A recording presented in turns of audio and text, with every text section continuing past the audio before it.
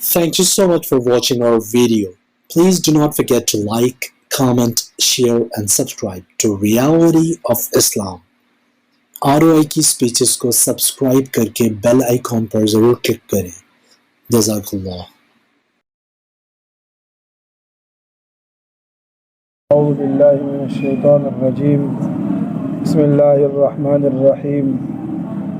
فلما جهزهم بجهازهم پھر جب تیار کر لیا ان کے لیے ان کا سامان جعل السقایۃ فی رحل اخیہ تو رکھ دیا پانی پینے کا برتن اپنے بھائی کے کجاوے میں سامان میں ثم اذن مؤذن پھر ندا کی ایک منادی نے آواز لگائی ایک آواز لگانے والے نے ایتھا العیر اے قافلے والو انکم لسارقون تم البتہ چور ہو قالوا وہ کہنے لگے واقبلوا علیہم اور متوجہ ہوئے ان کی طرف ماذا تفقدون تم کیا چیز گم پاتے ہو قالوا وہ کہنے لگے نفقد صواع الملک ہم گم پاتے ہیں بادشاہ کا پیمانہ بادشاہ کا پیالہ ولمن جاء بہ اور جو اس کو لے کر آئے حمل بعیر اس کو ملے اونٹ کا ایک بوجھ وانا بہ زعیم اور میں اس کا ذمہ دار ہوں قالوا انہوں نے کہا یعنی یوسف علیہ السلام کے بھائیوں نے کہا تاللہ اللہ کی قسم لقد علمتم تحقیق تم جانتے ہو ما جئنا ہم نہیں آئے لنفسد فی الارض شرارت کرنے کے لیے اس ملک میں وما کننا سارقین اور نہ تھے ہم کبھی چور قالوا انہوں نے کہا فما جزاؤہ پھر کیا بدلہ ہو اس کا ان کنتم کاذبین اگر تم ہو جھوٹے قالوا تو یوسف علیہ السلام کے بھائی بولے جزاؤہ اس کا بدلہ من وہ شخص ہے اس کی سزا وہ شخص ہے وجد فی رحلہ کہ جس کے سامان میں وہ پیالہ پایا جائے یوسف علیہ السلام کے بھائیوں نے کہا جزاؤہ اس کی سزا من وجد فی رحلہ جس کے سامان میں وہ پیالہ پایا جائے فہو جزاؤہ وہی اس کی سزا ہے کذالک نجزی الظالمین یوں ہی ہم سزا دیتے ہیں ظالموں کو ظلم کرنے والوں کو فبدأ پھر انہوں نے شروع کیا بأوعیتہم ان کے سامانوں کو کھولنا قبل وعاء اخیہ اپنے بھائی کے سامان سے پہلے ثم استخرجہا پھر اس کو نکالا من وعاء اخیہ اپنے بھائی کے سامان سے تھیلے سے کذالک کدنا یوں ہی ہم نے تدبیر کی لیوسف یوسف کے لیے ما کانا لیاخذ اخاہ نہ تھا وہ کہ لے لیتا اپنے بھائی کو فی دین الملک بادشاہ کی مذہب میں بادشاہ کے دین میں الا ان یشاء اللہ مگر یہ کہ اللہ چاہے نرفع درجات ہم بلند کرتے ہیں درجے من نشاء جس کے چاہتے ہیں وفوق کل ذی علم علیم اور ہر علم والے پر سے بڑھ کر ایک علم والا ہے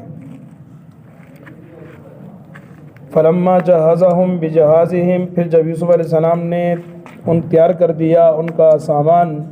جعل السقایا تو رکھ دیا پانی پینے کا برتن فی رحل اخیہ اپنے بھائی کے کجاوے میں ثم اذن مؤذن پھر ندا کرنے والے نے ایتھا العیر او قافلے والو انکم لسارقون تم البتہ چور ہو قالوا وہ کہنے لگے واقبلوا علیہم جبکہ متوجہ ہوئے ان لوگوں کی طرف اعلان کرنے والوں کی طرف ماذا تفقدون تم کیا گم پاتے ہو قالوا انہوں نے کہا نفقد ہم گم پاتے ہیں صواع الملک بادشاہ کا پیمانہ بادشاہ کا پیالہ ولمن جاء بہ اور جو اس کو لے کر آئے حمل بعیر اس کو اونٹ کا ایک بوجھ ملے وانا بہ زعیم اور میں اس کا ذمہ دار ہوں قالوا تو یوسف علیہ السلام کے بھائیوں نے کہا تاللہ اللہ کی قسم لقد علمتم تاللہ بھی قسم ہے لام بھی قسم کا قد بھی قسم کا تاللہ اللہ کی قسم تحقیق تم جانتے ہو ما جئنا ہم نہیں آئے لنفسد فی الارض کہ شرارت کریں اس ملک میں وما کننا سارقین اور ہم نہ تھے چور قالوا فما جزاؤہ انہوں نے کہا کیا بدلہ ہوگا اس کا کیا سزا ہوگی اس کی ان کنتم کاذبین اگر تم جھوٹے نکلے قالوا کہنے لگے جزاؤہ اس کی سزا من وجد فی رحلہ جس کے سامان میں وہ پایا جائے فہو جزاؤہ وہ اس کا بدلہ ہے کذالک نجزی الظالمین یوں ہی ہم ظالموں کو سزا دیتے ہیں فبدأ بأوعیتہم، سو کھولنا شروع کیا ان کے تھیلوں کو، قبل وعاء اخیہ، اپنے بھائی کے تھیلے سے پہلے، ثم استخرجہا، پھر اس کو نکالا، من وعاء اخیہ، اپنے بھائی کے تھیلے سے، کذالک کدنا لیوسف، یوں ہی ہم نے تدبیر کی یوسف کے لیے، ما کانا، نہ تھا وہ، لیاخذ اخاہ، کہ لے لیتا اپنے بھائی کو، فی دین الملک، اس بادشاہ کے دین میں، الا ان یشاء اللہ، مگر یہ کہ اللہ چاہے، نرفع درجات من نشاء، ہم بلند کرتے ہیں درجے جس کے چاہتے ہیں، وفوق کل ذی علم علیم، اور ہر علم والے سے بڑھ کر ایک علم والا ہے۔ برادران یوسف علیہ السلام کے پاس آ کے ٹھہر گئے، اور یوسف علیہ السلام نے اپنے بھائی کو، جسے رات کو گزرا تھا، کہ اپنے ساتھ ٹھہرایا، اس کو بتا دیا، بھائی میں تیرا بھائی ہوں، میں یوسف ہوں، اللہ نے مجھے عزت دی، اس مقام تک پہنچا دیا۔ بھائی نے کہا جی میں نے تو اب تیرے پاس ہی رہنا ہے، چونکہ وہ بھی دل برداشتہ تھے بھائیوں کے معاملات سے، بہت سارے معاملات ہوئے ہوں گے، تو انہوں نے کہا جی میں نے اب جانا نہیں ہے، میں نے اب تیرے پاس رہنا ہے۔ تو یوسف علیہ السلام نے کہا جی کہ اگر میرے پاس رہنا ہے تو پھر تدبیر کرنی پڑے گی، تجھ پر کوئی الزام بھی لگانا پڑے گا، اور تیری بدنامی بھی ہو سکتی ہے۔ تو نے کہا ٹھیک ہے، مجھے اس کی کوئی پرواہ نہیں ہے، پر میں نے جانا نہیں ہے۔ تو یوسف علیہ السلام نے کہا ٹھیک ہے، دونوں نے مشورہ کیا، اور مشورے کے بعد سامان نام بنام تیار ہو گئے، مثال کہ یہ یہودا کا سامان ہے، یہ فلانے کا سامان ہے، یہ فلانے کا ہے، سامان تیار ہو گئے، نام بنام آواز لگا کر جو ہے وہ اونٹوں پہ رکھ دیے گئے، بھئی یہ تیرا سامان، یہ تیرا سامان، یہ تیرا سامان۔ یوسف علیہ السلام نے خود یا ان کے کارندوں نے یوسف علیہ السلام کے حکم سے، بادشاہ کا ایک پیالہ تھا، ابن عباس رضی اللہ عنہ کہتے ہیں زبرجد کا تھا، کسی نے کہا سونے کا تھا، کسی نے کہا چاندی کا تھا، بہرحال اعلیٰ قسم کا پیمانہ تھا، اس کو سقایا بھی کہتے ہیں۔ بادشاہ اس میں پہلے پانی پیتا تھا، پھر اسی کو غلہ ناپنے کے لیے استعمال کیا جانے لگا۔ شکل اس کی ابن عباس رضی اللہ عنہ سے مروی بھی ہے، مکوک الفارسی، ایسا برتن تھا کہ اس کا درمیان یوں ملا ہوا اور سائڈوں تھوڑی سی کھلی ہوئی، جیسے آج کل یہ جنا کیپ کی شکل کا، اس طرح کی شکل کا وہ پیمانہ تھا۔ تو اس سے پھر وہ جو ہے غلہ بھی ناپنا شروع ہو گئے، اور بعضوں نے کہا اس پر ہیرے جواہرات بھی جڑے ہوئے تھے۔ اب وہ پیالہ بڑا قیمتی پیالہ، اور بعض مفسرین نے لکھا ہے کہ شاید اس کو کوئی خاص نسبت بھی تھی مصر کی حکومت مصر کی جانب۔ اب وہ پیالہ یوسف علیہ السلام نے اپنے بھائی بنیامین کے سامان میں رکھ دیا، باندھ دیا سامان، اونٹوں پہ لاد دیا، اور ہر ایک کو کہا یہ تیرا، یہ تیرا، یہ تیرا، تیرا، جو جس کا اونٹ تھا اس پہ سے لاد دیا گیا۔ اب تھوڑا یوسف علیہ السلام ٹھہرے، یہاں تک کہ قافلہ ایک منزل چلا گیا، بعضوں نے کہا شہر سے نکل گیا۔ جب شہر سے نکلا تو پیچھے منادی دوڑ پڑے، ثم اذن مؤذن، اذن اعلان کرنا، مؤذن اعلان کرنے والا، کثرت کے ساتھ اعلان کرنے والا،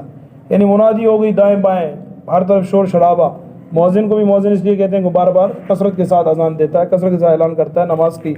ندا کرتا ہے، نماز کی طرف بلاتا ہے، اس لیے اس کو مؤذن کہتے ہیں۔ ورنہ اولاً تو ہر اعلان کرنے والے کو مؤذن کہتے ہیں۔ تو پھر خاص طور پر عرف ہمارے اذان دینے والے کے لیے مؤذن کا نام لفظ جو ہے استعمال ہونے لگا، اور چونکہ شروع سے اس اعلان کا نام اذان پڑ گیا۔ حضور اکرم صلی اللہ علیہ وسلم شروع میں تو الصلاۃ الجامعہ کی آواز لگائی جاتی تھی، آ جاؤ بھائی نماز کے لیے آ جاؤ، سارے کے سارے مسجد میں آ جاؤ، سارے کے سارے۔ تو اس کے بعد جو ہے وہ پھر وہ حضور صلی اللہ علیہ وسلم نے صحابہ سے مشورہ کیا، اور اس مشورے کی جو ہے نا وجہ سے صحابہ فکر مند ہو گئے، ہر ایک کو فکر لگ گئی کہ آج نماز کے لیے بلانے کی کیا تدبیر اختیار کی جائے۔ سارے صحابہ کو یہ فکر، اور ہر صحابی اس فکر میں چلا گیا۔ اللہ تبارک و تعالیٰ نے اس فکر پر ان کے دروازے کھولے۔ ایک صحابی ہیں عبداللہ ابن زید ابن عبد ربی، وہ کہتے ہیں کہ میں ابھی سونے اور جاگنے کے درمیان تھا، اونگ میں تھا، میں نے دیکھا کہ ایک فرشتہ اترا، اور اس کے ہاتھ میں وہ ایک سینگ سا ہے جس کو بجاتے تھے، ناقوس کہتے تھے۔ میں نے کہا او اللہ کے بندے، یہ بیچے گا نہیں مجھ پر؟ اس نے کہا تو کیا کرے گا؟ میں نے کہا جی ہم نماز کے لیے اس سے بلائیں گے۔ تو انہوں نے کہا میں اس سے بہتر نہ بتاؤں تجھے؟ میں نے کہا بتاؤ۔ تو وہ دیوار پہ کھڑا ہوا قبلہ رخ ہو کر اس نے اذان دی، پھر پیچھے ہٹ کر پھر اقامت کہی۔ تو کہتے ہیں میں دوڑا حضور علیہ السلام کی طرف، جا کر حضور صلی اللہ علیہ وسلم کو بتایا، تو آپ نے فرمایا اچھا خواب ہے، بلال کو سکھاؤ۔ بلال کو سکھاتے رہے، بلال اذان دیتے رہے، کیونکہ ان کی آواز اونچی تھی۔ تو پھر حضرت عمر رضی اللہ عنہ بھی دوڑتے آئے، اللہ کے رسول میں نے بھی ایسا خواب دیکھا ہے، میں نے بھی یہ دیکھا ہے۔ تو بہرحال ان کی فکر پر اللہ تبارک و تعالیٰ نے یہ اذان کا تحفہ دے دیا، اور اب اس کے ذریعے ہر جو ہے وہ اس کے لیے بلایا جاتا ہے، نماز کے لیے بلایا جاتا ہے، اور اذان کا احترام بھی ضروری ہے۔ ایک اللہ والے سے میں نے سنا، کہتے ہیں جو آدمی اذان کے درمیان باتیں کرے گا نماز میں خشوع نصیب نہیں ہوگا، نماز کے اندر خضوع نصیب نہیں ہوگا اگر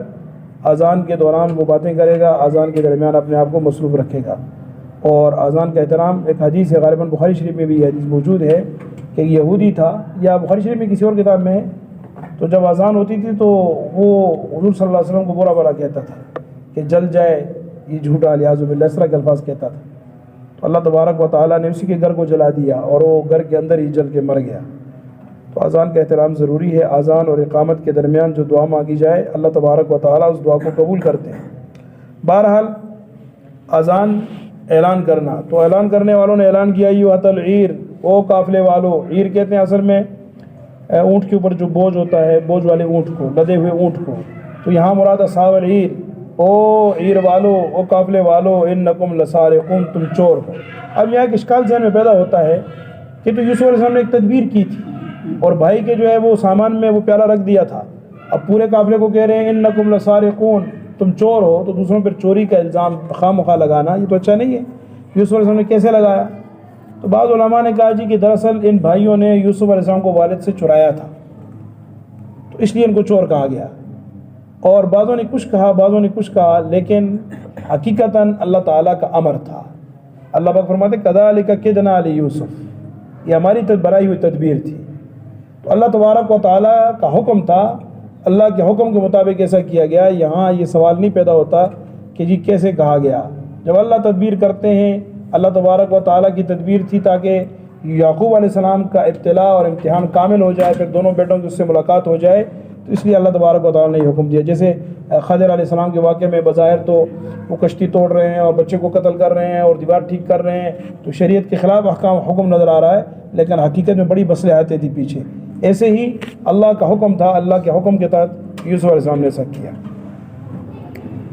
قالوا واقبلوا علیہم ماذا تفقدون، یہ متوجہ ہوئے ان کی طرف، کہنے لگے بھائی چوری کا الزام لگا رہے ہو، گم کیا ہوا ہے، کیا چیز تمہاری گم ہو گئی ہے؟ انہوں نے کہا جی بادشاہ کا ایک پیمانہ ہے، بادشاہ کا پیالہ ہے،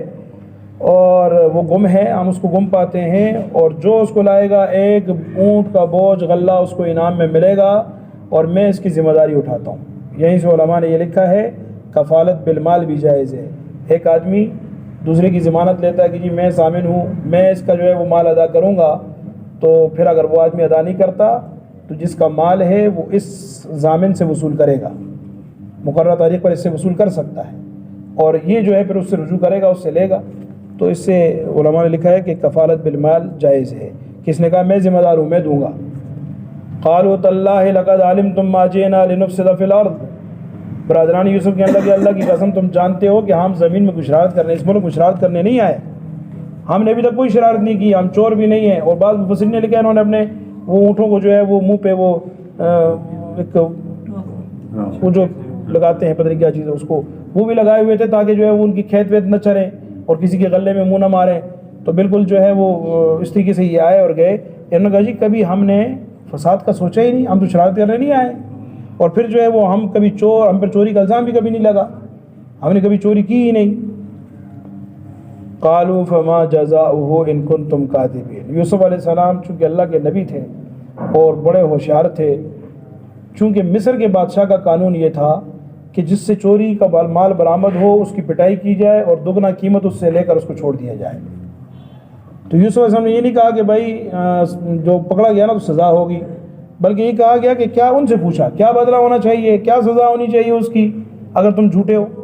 انہوں نے کہا جی ہماری شریعت میں بدلہ یہ ہے کہ جس کے سامان سے نکلے گا اسی کو لیا جائے گا، وہی غلام بنایا جائے گا۔ یعقوب علیہ السلام کی شریعت یہ تھی کہ جس کے پاس سے مسروقہ مال، چوری کا مال برآمد ہوتا تھا اس کو مستقل یا 1 سال کے لیے غلام بنایا جاتا تھا۔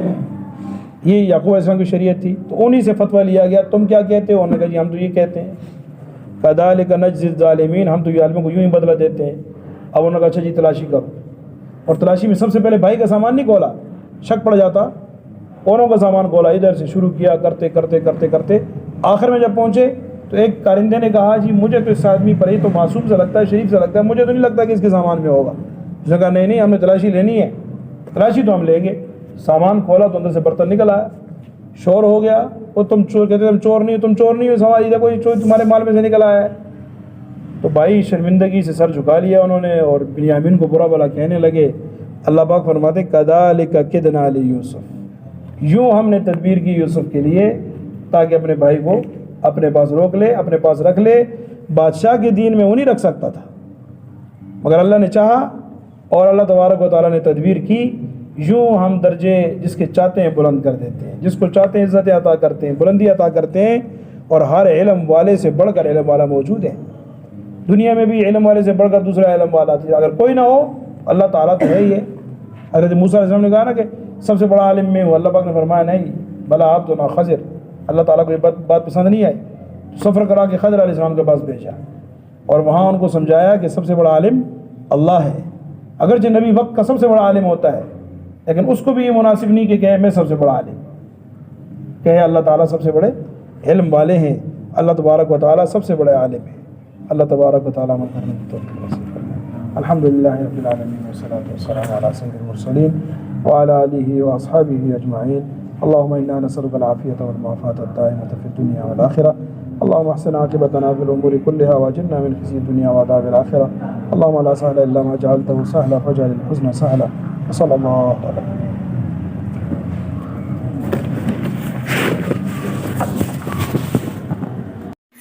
Thank you so much for watching our video. Please do not forget to like, comment, share and subscribe to Reality of Islam.